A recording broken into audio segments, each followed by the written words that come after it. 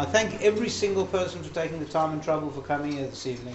Really appreciate it. Just to introduce myself, I'm Michael Bagram. I'm helping Professor Karabus from the sort of Cape Town side. I'm not his attorney appearing in the courts in Abu Dhabi. I'm not allowed to. What we're hoping to do this evening is to get some messages that we could send through to him so that at least he can see some of his patients, wishing him luck and also wishing him a safe journey home. Hi everyone, my name's Taryn. The short version of my story and the nuts and bolts is that I had non-Hodgkin's lymphoma when I was 3. We were lucky enough to meet Dr. Karabus. I went through treatment with him.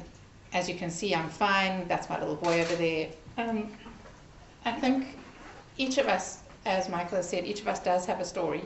Yes, there are children that die, but I know that he gave me the same treatment as anybody else. This was a great idea to get us together tonight, so thank you very much for that. Just in terms of the statistics, we're told that the statistics are that Professor Karabus had brought down the mortality rate from 80% in his department to 19%, which is absolutely amazing. I'm Bradley Rayner. I've got severe hemophilia. Karabus, or Dr. Karabus, diagnosed me at the age of 3 months, that is.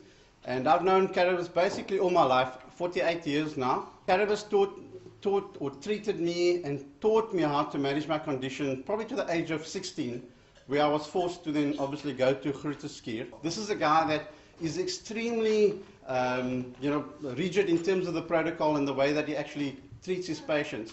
And we testimony to that, how youngsters that still at primary school, which we were, can treat ourselves, and take ownership of our condition and live pretty much a normal life. And we ask the Prof, we give him a good message, we say, Prof, you're going to come home, our hearts go out to you, but we can't wait to get you back to South Africa. It's my son Graham, he's hemophiliac, and also he was 3 years old when he was diagnosed.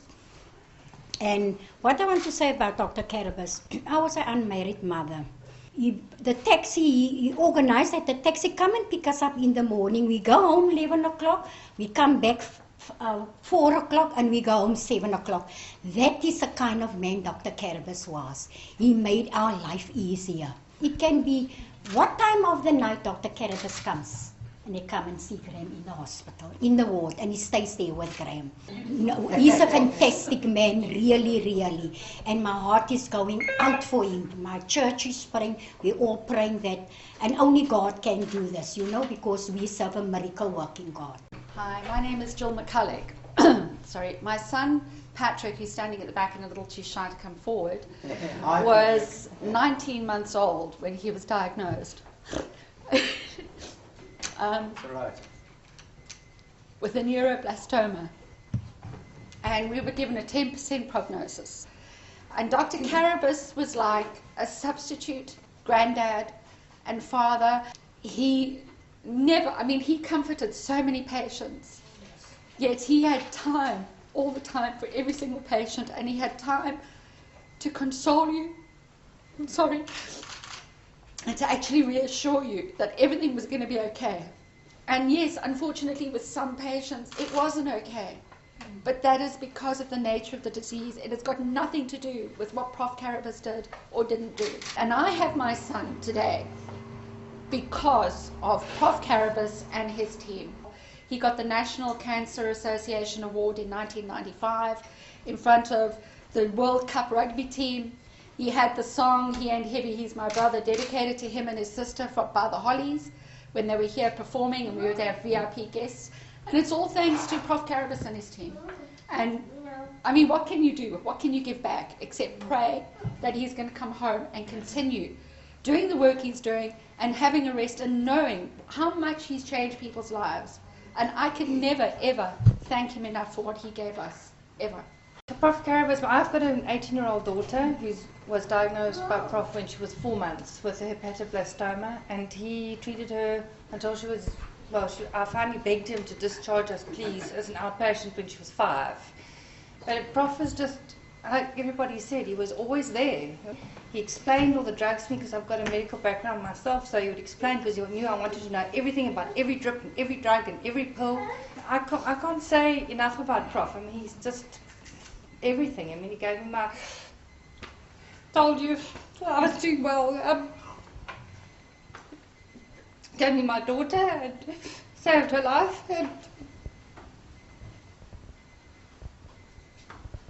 And she just walked away with a straight A aggregate matric.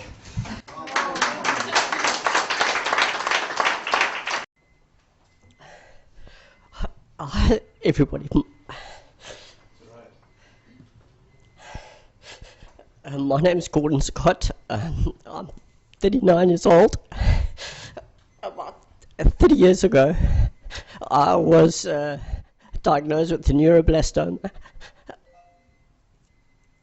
The prognosis at that time was very, very poor, and there wasn't any treatment protocols for me. And I know that Dr. Karabus at that time contacted St. Jude's Hospital in America, a patient who had the same diagnosis as me, but unfortunately passed away. He successfully adapted that protocol so that I could be treated, and I survived. I know that he treated me successfully because I am here today, and I'm eternally grateful for him, for everything he did for me. Hi, I'm Jan Glazewski. I'm a hemophiliac.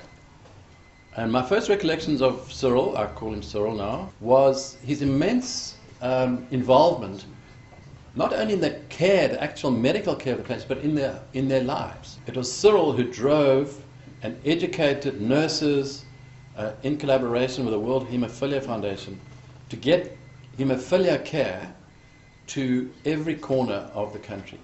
So we have a hell of a lot to thank him for, not only for the actual physical care, but the whole administrative structures for haemophilia care in the country.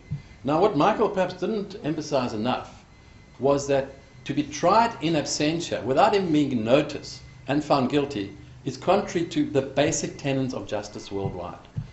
Well, I'm from a different aspect. I'm Dr. Melody Hogard, and in the early 1970s I was privileged to spend a year with Professor Karabus, and I was more than touched this evening to see some of the patients that I looked after in those days. And in fact, Graham Reed was the family that was seconded to me as a fourth-year medical student to act as a GP for the subsequent 3 years. Cyril taught me how to care.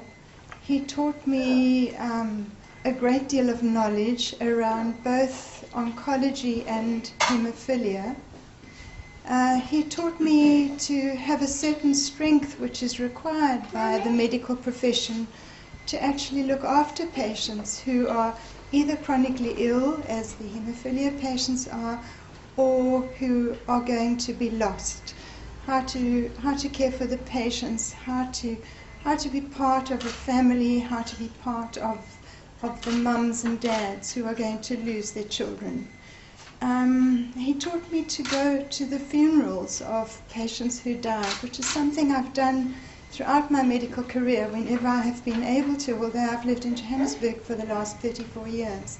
I'm just stunned that Cyril should be sitting there in absolute agony, and we just actually are not doing enough. That's my personal opinion, and I'd like to thank Cyril for making me a great deal of what I turned out to be as a physician over many years.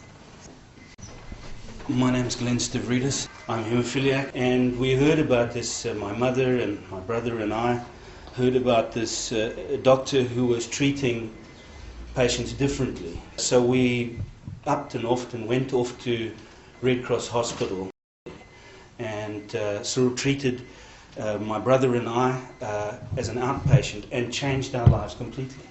The first thing that happened is we started getting treatment in the morning before going to school, and then coming back 12 hours later for the follow-up treatment, instead of going to hospital for for 5 days. The difference is immense. It started to prevent the damages that were taking place, all under Cyril's innovative policies and approaches.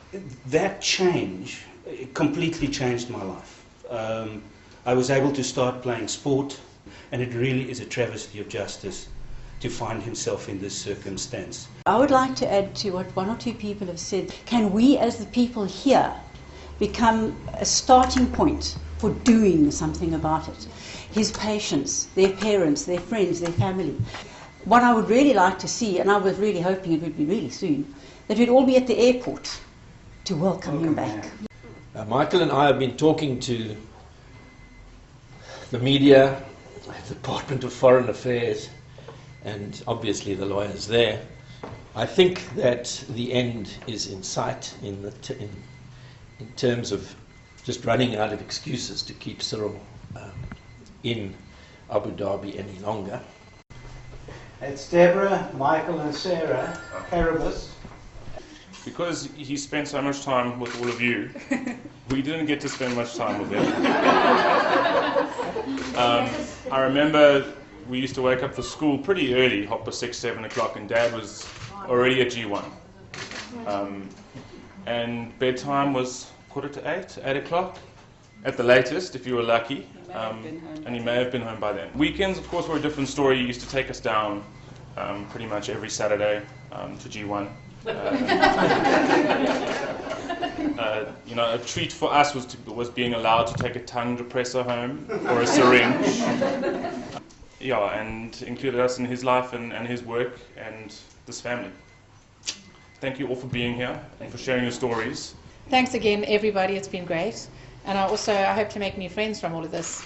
Thank you very much.